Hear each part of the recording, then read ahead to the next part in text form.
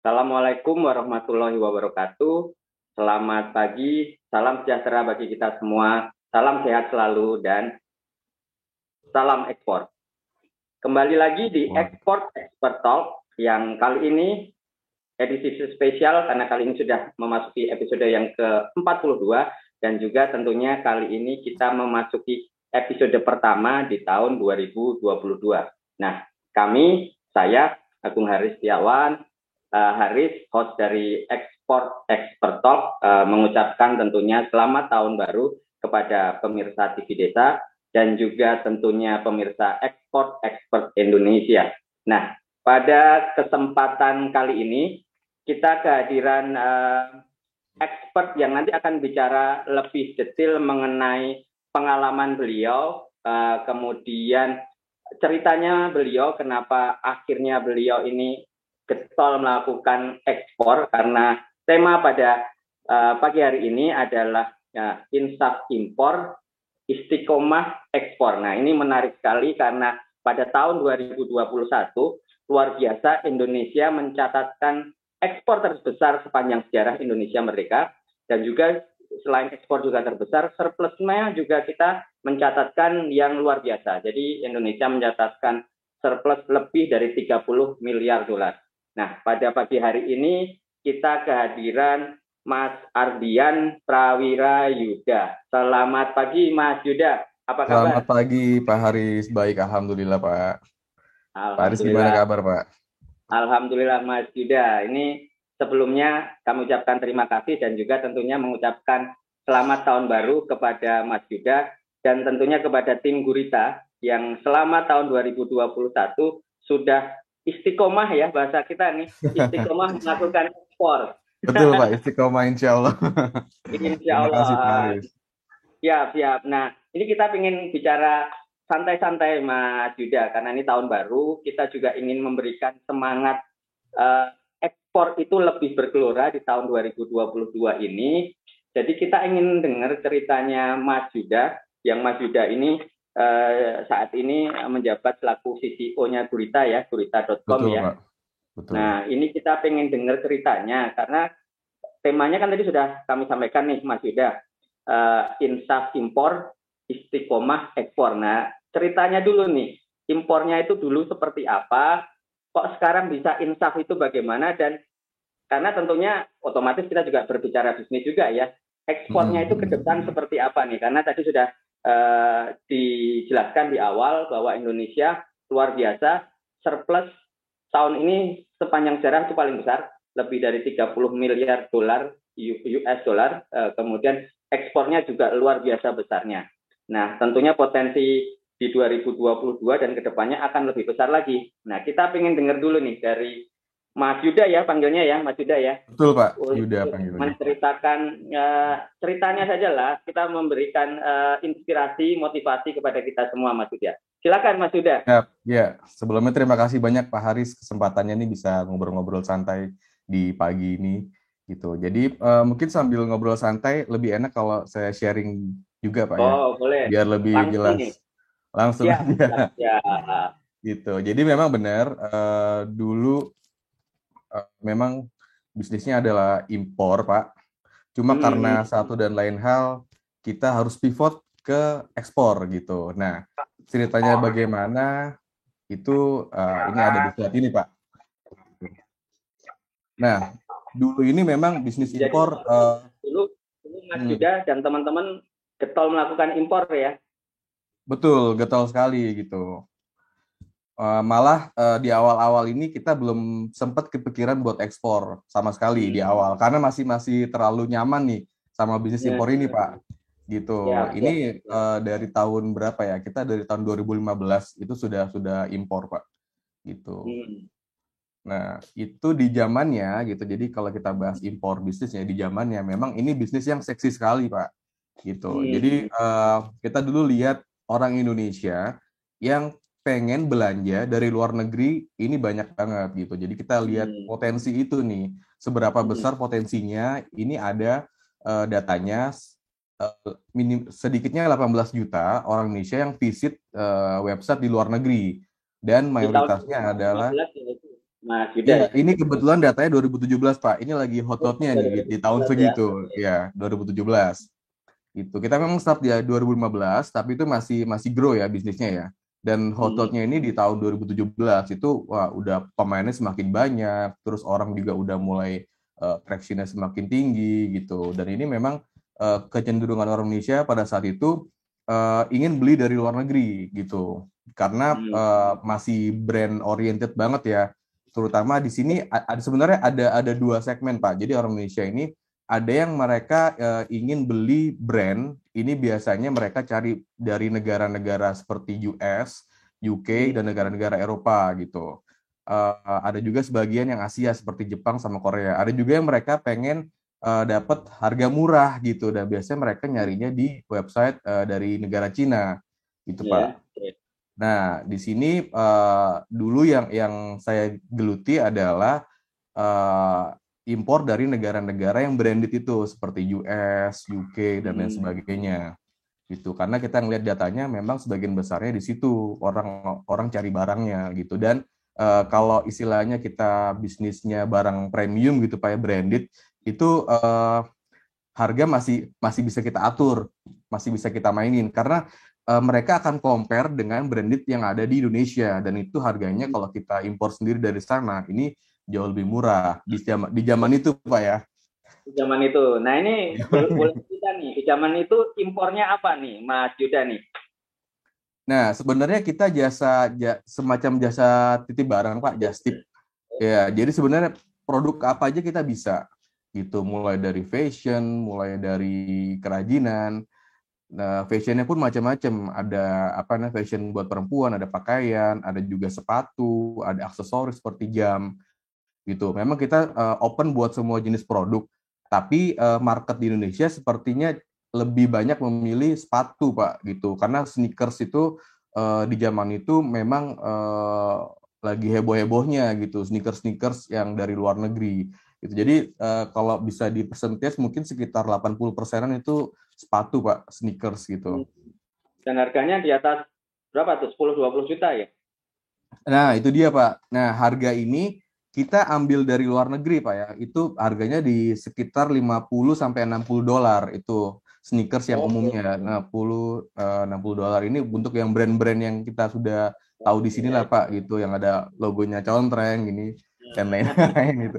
Nah, itu kalau di Indonesia untuk produk yang sejenis itu bisa sampai 1,5 jutaan gitu. Jadi pada waktu itu harga kita kan dari 50-60 ini kalau kita apa namanya order itu harga jual di sini nggak sampai 1 juta Pak gitu. Jadi Hmm. memang market sendiri tahu kalau biarpun istilahnya kalau order ini kan nunggu Pak ya pre-order ya. Jadi sekitar 1 bulanan, tapi itu masih worth it gitu karena selisih harganya lumayan jauh gitu. Gitu Selisih dan 30. lagi selisihnya 500 ribu, udah lumayan banget Pak. Dan lagi mereka juga ada yang nggak hanya nyari yang lebih murah, tapi juga mereka cari kadang-kadang yang modelnya, warnanya itu nggak dijual di Indonesia.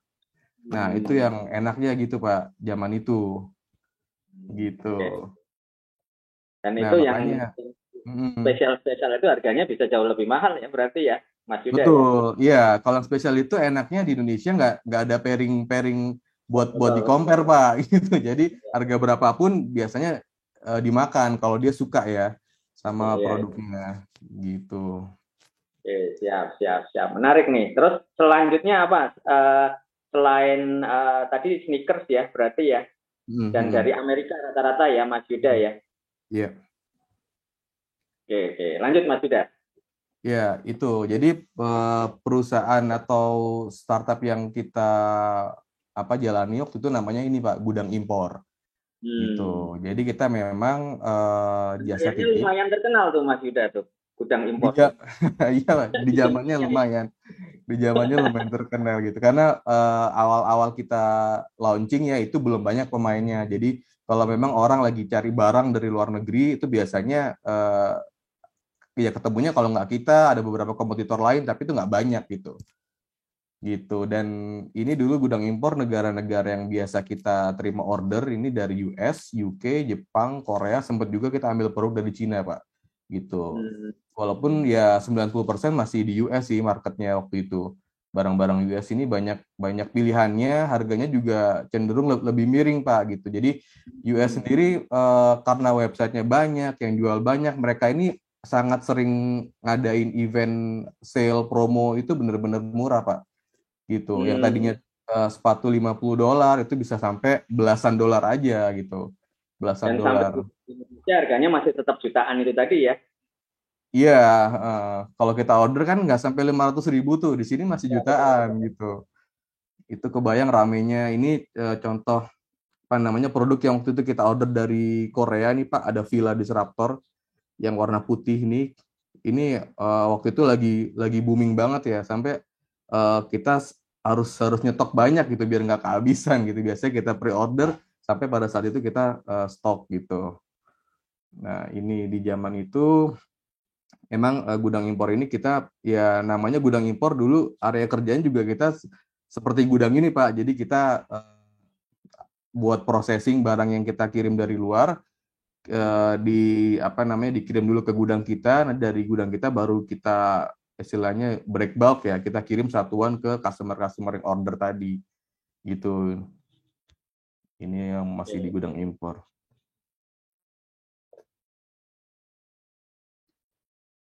Halo? Halo, Pak.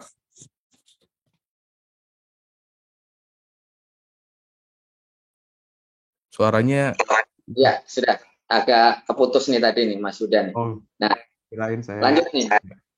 Mm-mm. Siap. Nah, gudang Iya. impornya di mana nih sekarang Mas Yuda?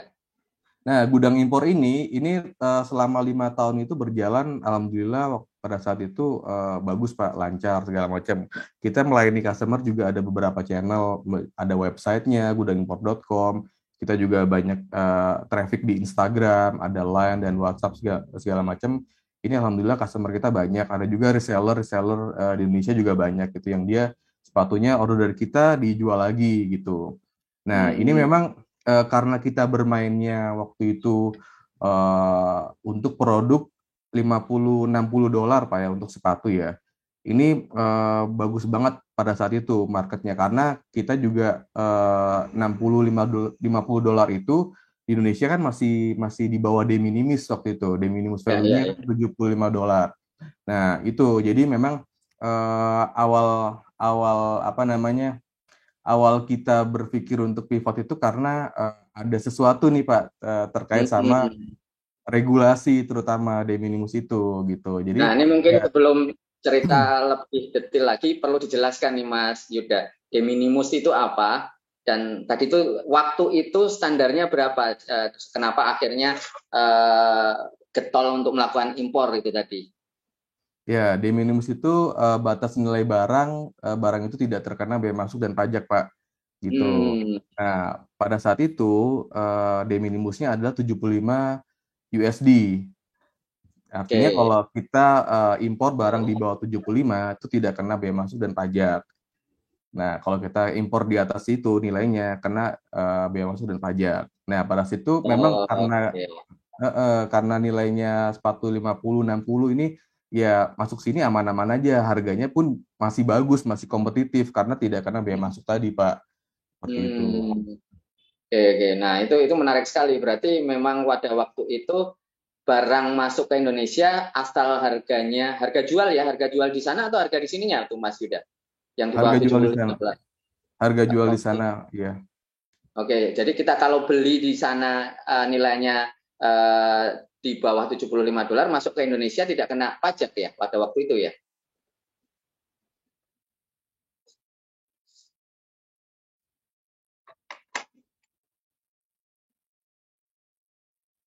Ya,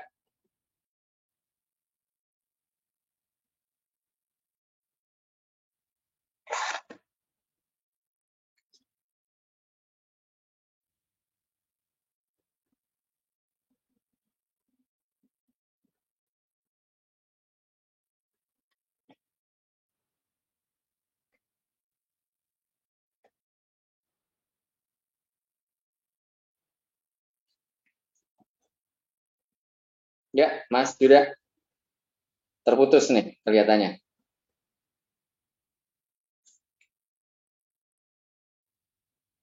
Mas Yuda.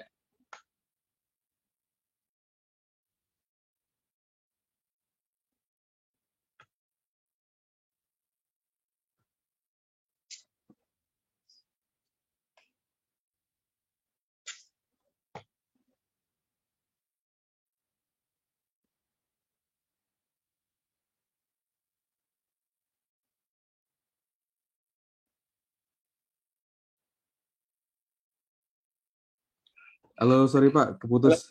sorry ya keputus. Mana tadi sampai mana nih? Mohon maaf nih, keputus nih, jaringannya agak jelek nih. Iya, tadi sampai mana ya? Sampai 50-60 dolar itu Betul, Pak betul, di betul, minimum. betul. Ya, Jadi memang kalau jadi untuk barang-barang hmm, 50-60 dolar ini sampai Indonesia masih kompetitif harganya Pak, gitu. hmm, hmm. Oke, oke. Nah, akhirnya sekarang regulasinya berubah ya, berarti ya, Mas Yuda ya. Nah, yang waktu itu Berubah, betul. $75, sekarang jadi berapa nih? Akhirnya berubah pikiran Mas Yuda dan teman-teman nih. Ya, sekarang ini ada PMK baru Pak, waktu itu di akhir Hmm, tahun 2019. Ini PMK-nya terbit ya, cuma efektifnya berlaku 30 Januari 2020.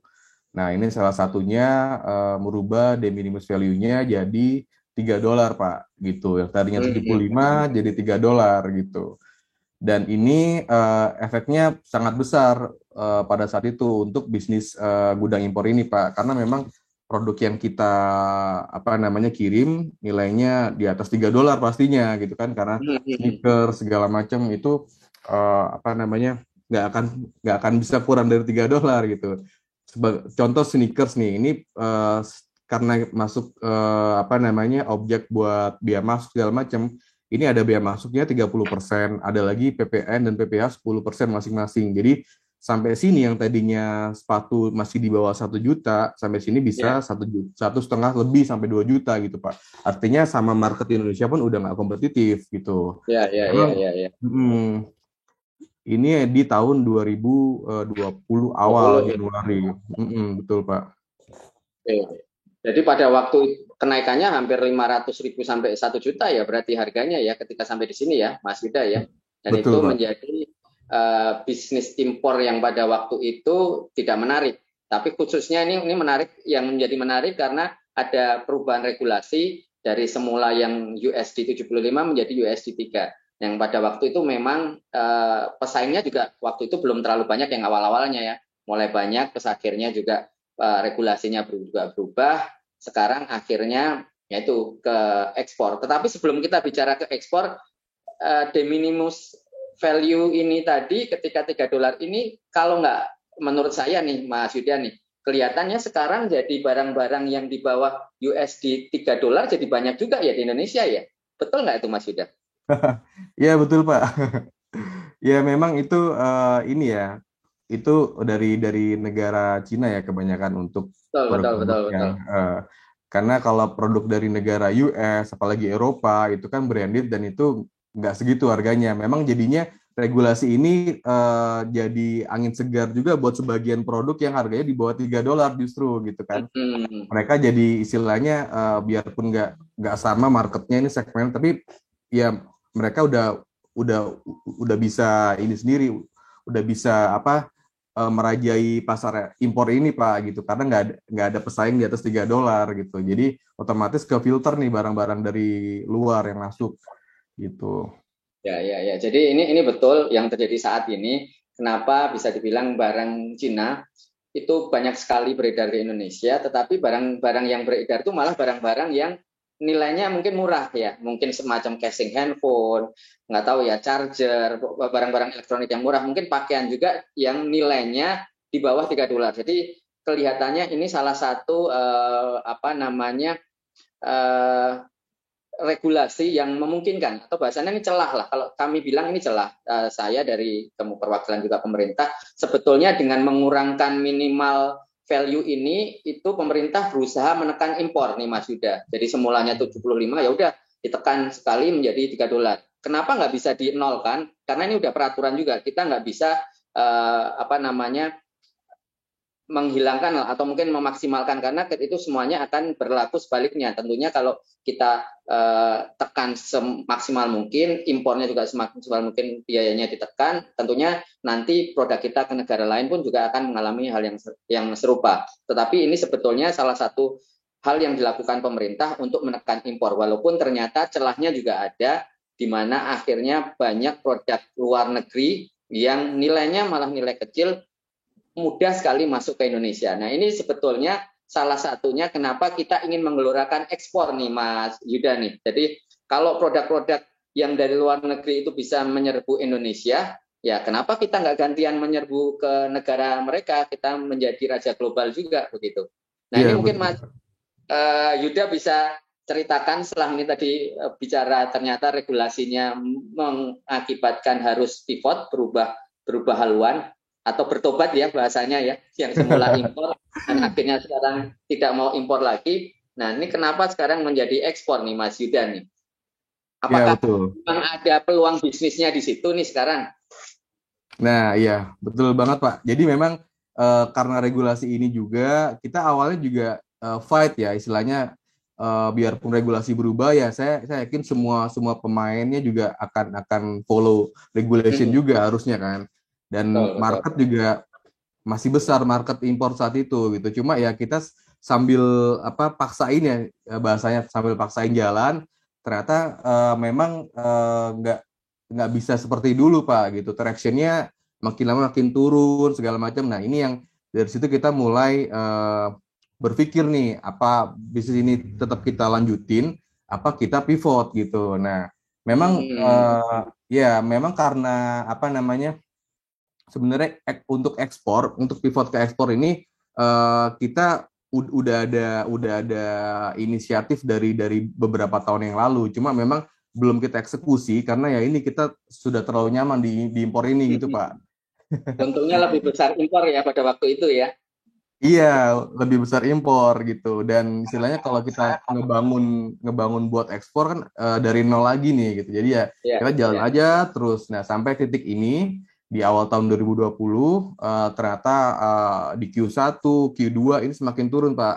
Nah, itu saya sama teman-teman sama Sony juga waktu itu ya berunding nih gimana baiknya segala macam. Nah, akhirnya kita putusin untuk pivot gitu.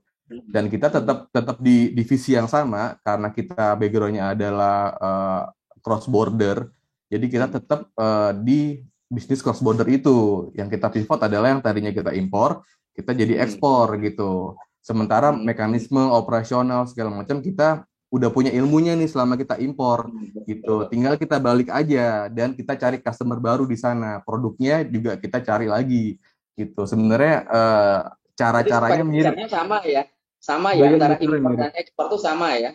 Tinggal kita balik ya berarti ya. Oke. Betul, iya. Jadi ya sebenarnya infrastrukturnya sama, Pak. Logistik segala macam itu kan karena kita udah punya beberapa partner logistik gitu kan. Ini ya kita bisa pakai lagi gitu. Terus yang tadinya agent kita di US atau di negara lain yang tadinya bantu kita buat orderin, ini sekarang kita ajak mereka buat bantu jualin gitu, Pak. Jadi sebenarnya ininya sama timnya juga sama aja gitu, orang-orang sama, udah tinggal kita balik. Nah, baru di pertengahan tahun 2020 itu saya udah istilahnya gudang impor ini udah kita vakumin gitu, jadi semua timnya udah kita alihin ke Gurita gitu. Ada bisnis baru untuk ekspor namanya Gurita itu. Nah, jadi Gurita itu mulai di pertengahan 2020 ya, Mas Yuda ya? Ya, jadi pertengahan 2020 itu saya di situ masuk nggak sebagai komersial langsung ya, tapi sebagai VP Product Development. Karena buat istilahnya bikin service baru kita butuh platformnya. Nah, saat itu tugas saya buat ngebangun platformnya itu Pak, untuk bikin sistemnya segala macam di pertengahan 2020. Dan itu Gurita sendiri belum launching gitu. Kita benahin dulu semuanya gitu, platformnya, sistemnya, aplikasinya sampai benar-benar ready. Dan itu alhamdulillah kita bisa launching saat itu di akhir tahun 2020 Guritanya sendiri, saat semua udah ready gitu. Nah, ini langsung masuk ke bisnis ekspor aja Pak ya. Kenapa Boleh, kita boleh, boleh. pivot ke Silakan, sini? silakan, silakan. Nah, Tapi sebelumnya gini, Mas sudah, karena ini udah gimana mau Pak? masuk ke ekspor, kita break dulu sebentar supaya apa tadi namanya yang impor-impor tadi itu biar masuk dulu ke yang kita cerna dulu kepada pemirsa, kepada saya. Ternyata dulu tuh impor segitu besarnya nih, peluangnya waktu itu begitu besarnya, untungnya luar biasa. Jadi yang dulu bahasanya jualan sneakers ya, sepatu itu bisa kita beli di luar negeri dengan harga 500 ribuan lah, kita bisa jual 1,5 juta lah, mungkin untungnya bisa 2-3 kali lipat. Nah pada waktu itu bisnis impor luar biasa menguntungkan. Nah ternyata ini sudah tidak dilakukan lagi. Nah ini tadi sudah disampaikan oleh Mas Yuda, karena adanya regulasi, karena adanya kompetitor, dan kemudian sekarang akan beralih ke ekspor. Tapi sebelum kita bicara lebih detail ke ekspor, kita lihat dulu pesan yang akan lewat berikut ini, Mas Yuda. Siap, Pak Haris.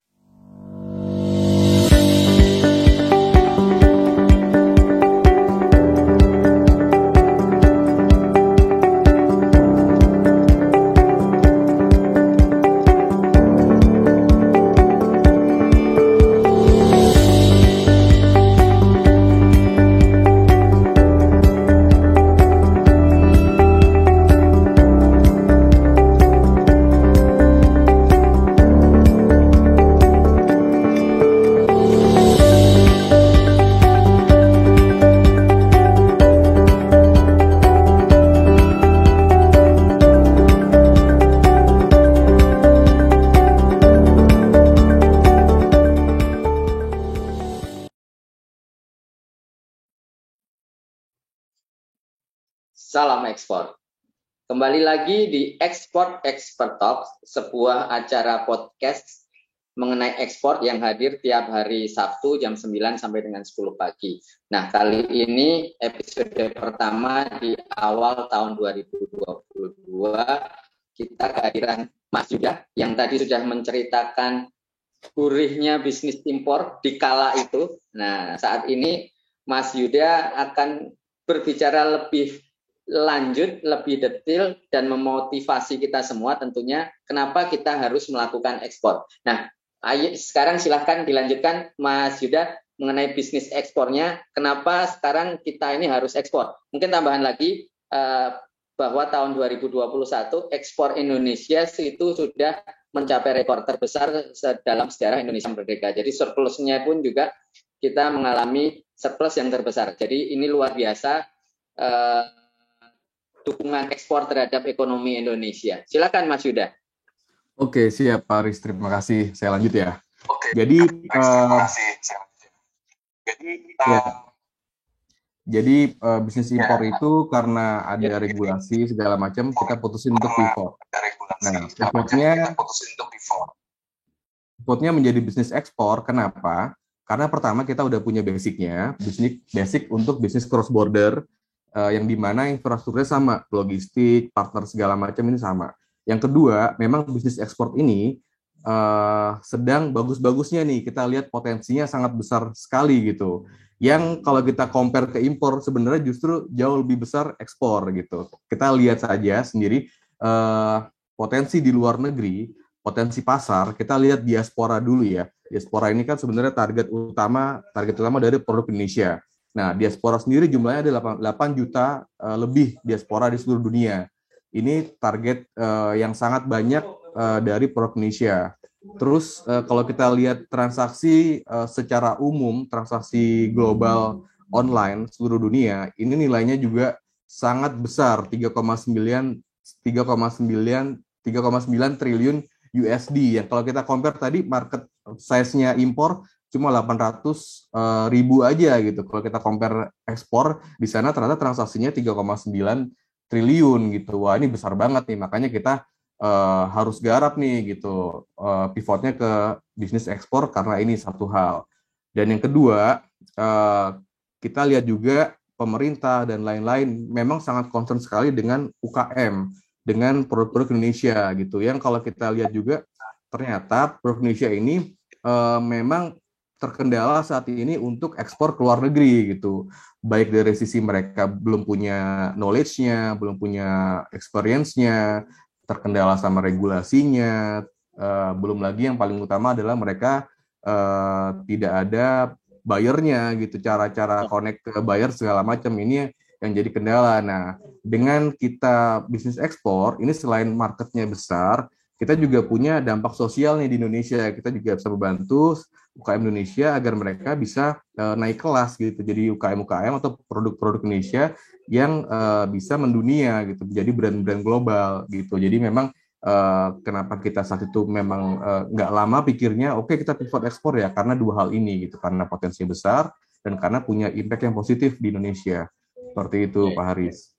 Jadi infrastrukturnya pun masih sebagian besar sama ya, antara kemarin gudang impor dan sekarang gurita. Jadi kan tadi Mas sudah sempat sampaikan, ya tetap ketika yang teman-teman di sana, diaspora yang di sana kan ini. Jadi sebagai informasi pada pemirsa sekalian, diaspora itu adalah orang-orang Indonesia yang ada di luar negeri. Jadi saudara-saudara kita yang ada di luar negeri. Dan menurut kami itu adalah agen atau duta ekspor atau duta produk Indonesia yang sebenar-benarnya, karena dia itu tinggal di sana dan setiap hari tentunya kalau ada produk Indonesia mereka akan menggunakan dan juga akan bangga menyatakan bahwa saya menggunakan produk Indonesia, dan tentunya itu akan menarik atau minat dari warga sekitar untuk membeli produk Indonesia. Nah, ini di luar negeri itu ada sekitar 8 juta ya, Mas Yuda ya, orang yang ada di luar negeri. Dan tadi disampaikan oleh Mas Yuda, kalau bicara UKM di Indonesia itu luar biasa banyaknya. Nah, ada sekitar 64 juta lah sesuai data BPS nih. Dan itu bingung juga nih kalau mau ekspor itu bagaimana, karena tentunya kendalanya banyak sekali ekspor, karena kan jarak utamanya. Kita jualan ke sebelah aja, tetangga kita atau di kota kita aja itu mungkin ada kesulitan. Nah, sekarang kita harus jual di luar negeri, di luar benua yang kita nggak ngerti orangnya seperti apa.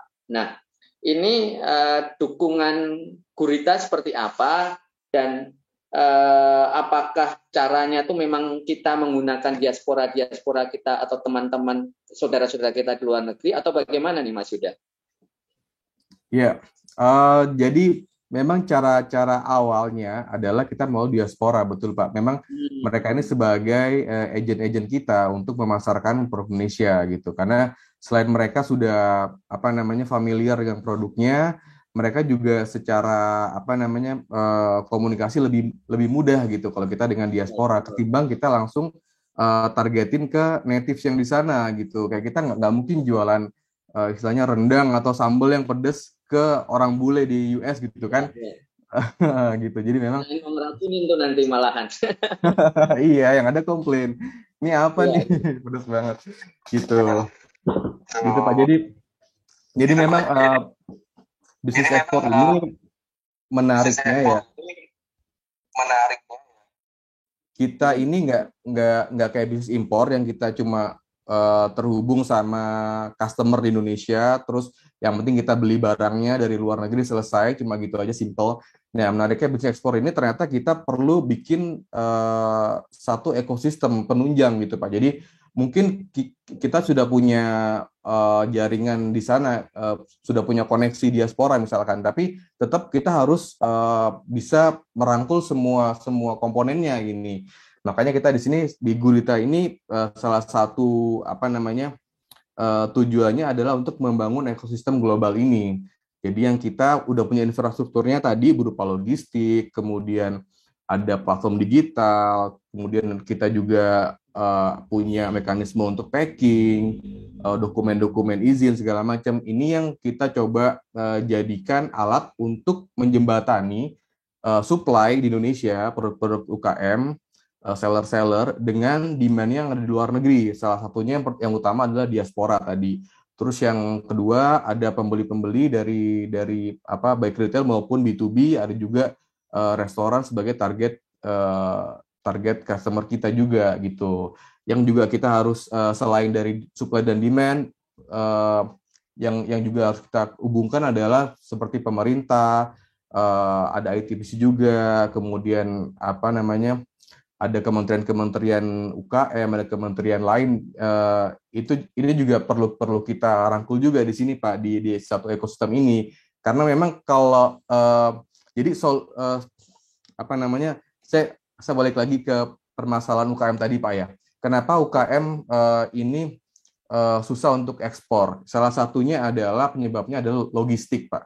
Nah, karena logistik ini cost-nya masih mahal, jadi kalau misalkan kita kirim sendiri-sendiri, itu otomatis harga sampai sana ini jadi nggak kompetitif gitu.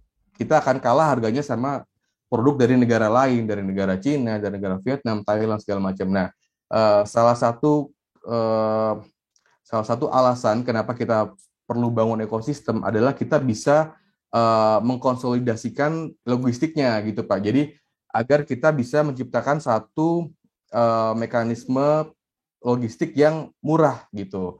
Makanya perlu kita konsolidasikan semua pengiriman dari Indonesia agar tujuannya kita bisa buat pengiriman yang efisien ke luar negeri. Jadi harga per Indonesia sampai sana lebih kompetitif seperti itu Pak Haris. Ya, ya. Jadi pada prinsipnya kan sama nih. Kalau kita beli atau jual dalam jumlah besar, tentunya per piecesnya akan lebih murah ya. Itu sama juga kalau kita ngirim dalam jumlah besar sekalian daripada kita ngirim satu per satu, tentu akan jauh lebih murah kalau kita ngirim secara lebih besar ya, Mas Yuda ya. Betul. Terus kalau Oke, Pak. komentar Mas Yuda nih, jadi kalau kita lihat ini kan banyak kan memang kita Gurita fokusnya di UMKM ya, yang memang secara mereka memang kurang pengetahuannya dan memang perlu dibantu lebih detail. Dan kalau sekarang ini kan kita ketahui bersama kontainer harganya juga luar biasa mahalnya nih. Ke Amerika apalagi nih Mas Yuda, tadi sudah disampaikan impornya awalnya juga dari Amerika dan ekspornya ternyata sekarang juga banyak kan juga di Amerika. Nah, ekspor yang kontainer mahal ini menjadi kendala nggak nih Mas Yuda? Iya, justru karena kita istilahnya ekspor saat ini adalah produk jadi Pak ya, bukan raw material. Memang kita metode pengirimannya menggunakan kurir gitu, lewat udara, ekspres gitu. Dan ini kenapa juga karena mayoritas produk yang kita kirim tadi barang jadi adalah makanan Pak. Jadi kalau kita istilahnya kirim nggak pakai udara tadi, pakai kontainer, ini kan waktu pengirimannya lebih lama, apalagi kondisi sekarang ya. Kayak ke US aja bisa setengah tahun tuh Pak, dengar-dengar dari mana teman yang kirim pakai kontainer gitu kan. Nah ini otomatis nggak akan masuk dengan produknya. Makanan-makanan ini kan shelf life-nya nggak begitu lama Pak, yang butuh cuma seminggu 2 minggu harus sudah sampai, harus sudah dikonsumsi. Nah itu makanya kenapa saat sekarang kontainer susah pun kita sebenarnya secara bisnis ekspor ini nggak begitu berdampak Pak, justru malah semakin banyak orang yang kirim lewat udara gitu, justru semakin meningkat gitu bisnisnya.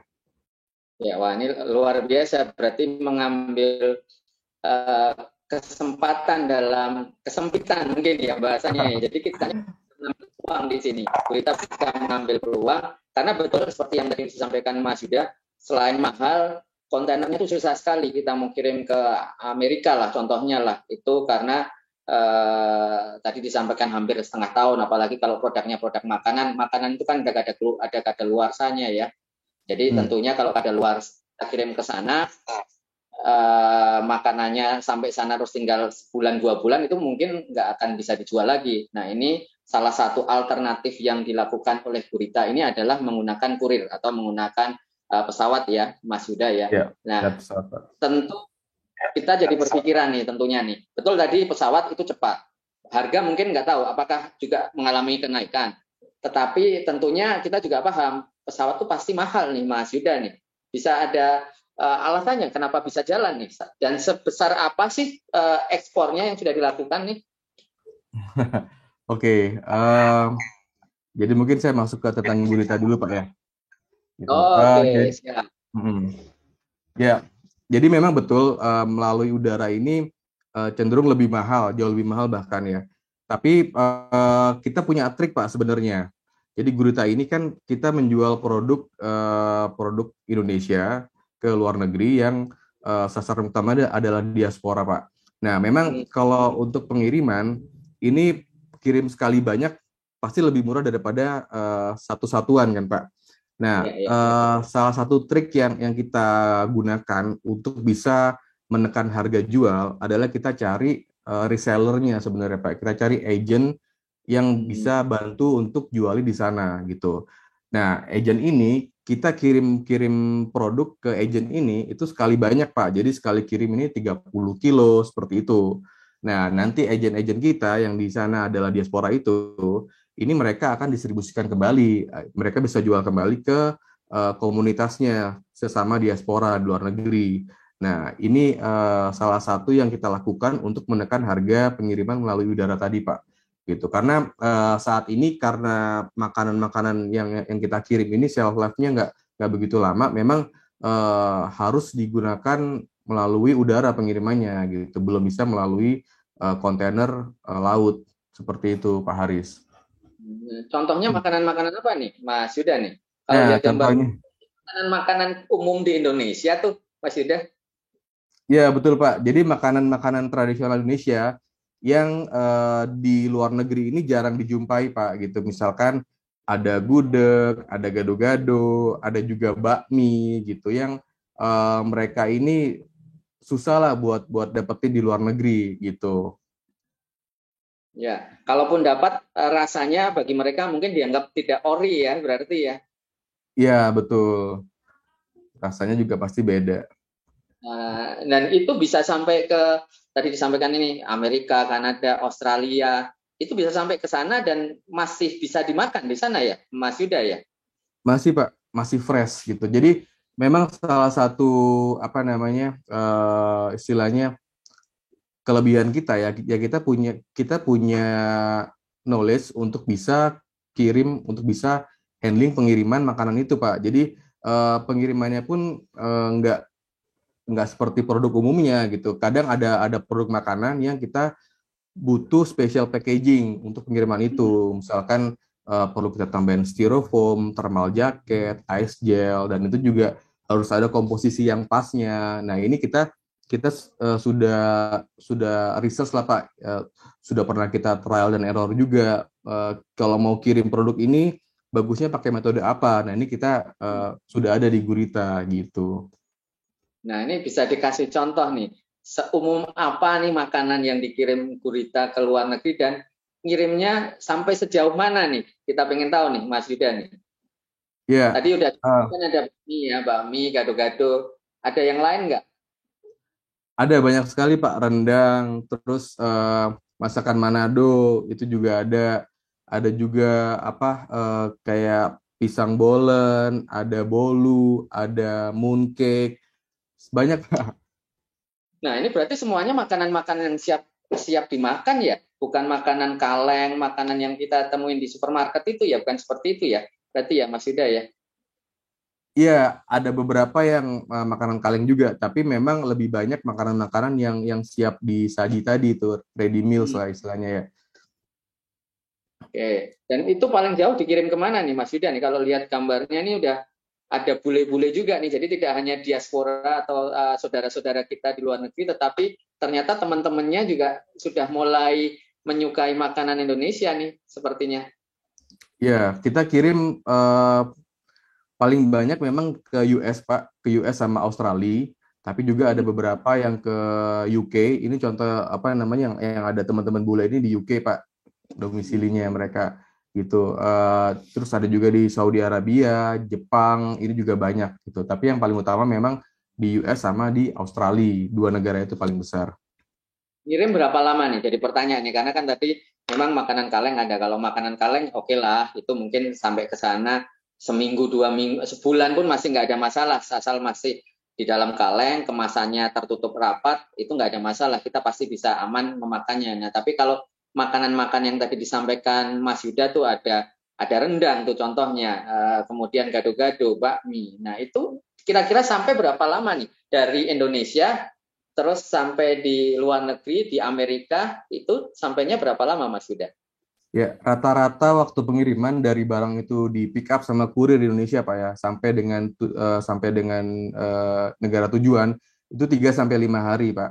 3 sampai 5 hari.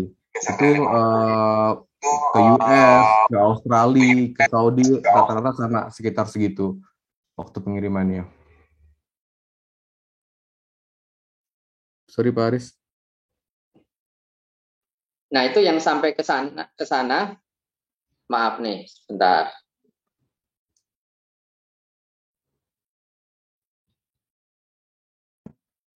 Ya, gimana, Mas? Sudah, maaf. Nah, tadi ketika sampai di sana itu harus pembelinya atau diasporanya itu harus ngambil sendiri atau 5 hari atau nggak nyampe seminggu itu bisa langsung sampai di tempat mereka? Iya, kita sistemnya door to door Pak. Jadi akan dikirim ke alamatnya mereka langsung gitu, tanpa perlu pick up di mana gitu. Oke, berarti langsung ya mereka nggak perlu umpamanya ngambil di kantor posnya atau kantor bea cukainya, mereka nggak perlu seperti itu, langsung Nggak diterima perlu. di pintu rumah mereka ya, Mas Yuda ya. Betul, langsung sampai depan rumah Pak. Luar biasa. Nah, ini sudah berapa banyak nih yang dikirimkan? Nah, kalau seberapa banyak, Alhamdulillah sejak kita running dari awal tahun 2021 ini, Pak, totalnya sudah 109 ton sampai November kemarin ya. 109 ton lebih produk ya, Indonesia yang kita kirim ke luar negeri. Dan itu mayoritasnya tadi adalah makanan-makanan jadi. Ada bakmi, ada gado-gado, ada bumbu-bumbu, sambal-sambal, ada juga rendang, dan lain sebagainya, Pak. Banyak pokoknya. Dan ini sebagian besarnya ke negara US dan Aussie dan beberapa negara seperti Saudi, UK, Jepang, Kanada. Gitu Pak Aris. Nah, itu kira-kira setara berapa pieces tuh Mas Yuda tuh 109 ton itu, lebih dari 100 ton ini? Kira-kira ya Pak ya. Jadi umumnya yang kita kirim semisal bakmi itu 1 kilo bisa 4 porsi Pak. Berarti kalau kita 100 ton, ini udah 400 ribuan items ya, lebih ya. Sekitar segitu Pak, 400 ribuan lebih items. Berapa tadi Mas Yuda? Bisa diulangin lagi, kayaknya banyak banget tuh. 400.000 ya? Iya Pak, 400 ribu lebih produk. Wah, berarti ini luar biasa nih. Gurita sudah membanjiri dunia dengan 400.000. Kebanyakan makanan Indonesia ya itu ya. Makanan Indonesia, betul Pak. Makanan-makanan Indonesia tradisional yang mungkin otentik, yang saudara-saudara kita di luar negeri itu kangen bahasanya ya dengan makanan asli Indonesia karena nggak bisa didapatkan oleh mereka di negara mereka berada saat ini. Luar Iya biasa nih betul. Mas Yuda. Nah, ini tadi paling banyak di Amerika, kemudian tadi ada di Saudi Arabia, Australia, jadi sudah hampir ke seluruh dunia produk-produk kita bisa dikirimkan ya berarti ya Mas Yuda ya. Nah, ini kira-kira kendalanya apa selama, berarti baru setahun ya bisa dibilang ya efektif ya Gurita Baru melakukan ekspor setahun. ini ya. Iya betul Pak, baru setahun. Nah, kendalanya apa nih selama setahun ini Mas Yuda? Ya, kendala ini sebenarnya belum ada kendala yang signifikan sih Pak. Paling kalau di kita adalah di awal itu kita perlu trial dan error, dan itu memang udah kita lewatin ya. Proses trial dan error ini untuk terutama untuk cara cara packaging terutama ya. Cara Iya. packaging biar produk ini sampai ke di tangan customer di luar negeri ini masih fresh, karena makanan ini kan harus harus harus terjaga kualitasnya Pak gitu. Ini yang istilahnya kita udah lakuin itu di awal. Dan ada beberapa juga dari sisi izin atau sertifikasi juga, ini juga ada beberapa yang kita bisa provide gitu, kayak misalkan FDA segala macam untuk pengiriman makanan kan ini butuh. Nah ini juga bisa kita provide. Nah mungkin ada beberapa kendala terkait produk di Indonesia Pak. Mungkin Iya. secara demand itu ada demandnya di luar negeri produk tertentu, tapi karena keterbatasan tadi, karena mereka dari sisi produknya, packagingnya masih kurang segala macam. Jadi di kita pun belum bisa kirim ke luar negeri, biarpun ini sebenarnya produknya menjual nih sebenarnya, kayak misalkan nasi goreng, ada Iya, rawon. iya. Ini kita sebenarnya masih punya banyak sekali produk yang bisa kita kirim ke luar negeri, tapi karena ada keterbatasan tadi, jadi kita belum bisa. Itu kendalanya Pak Haris.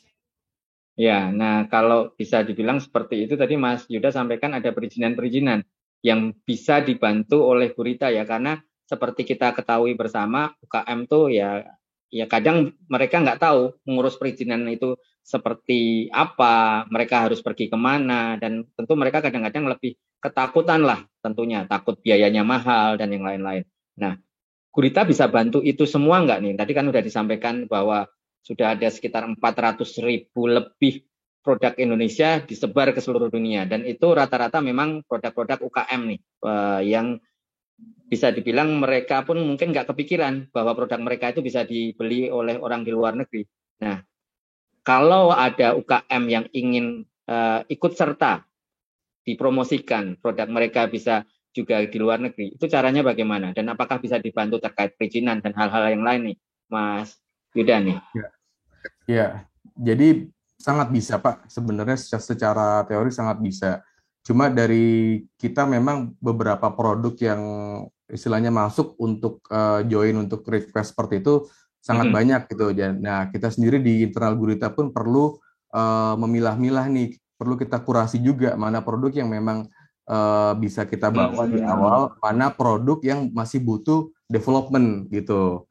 Nah, yang ternyata setelah kita pilah-pilah lagi, produk yang masih perlu development ini sangat banyak jumlahnya, Pak.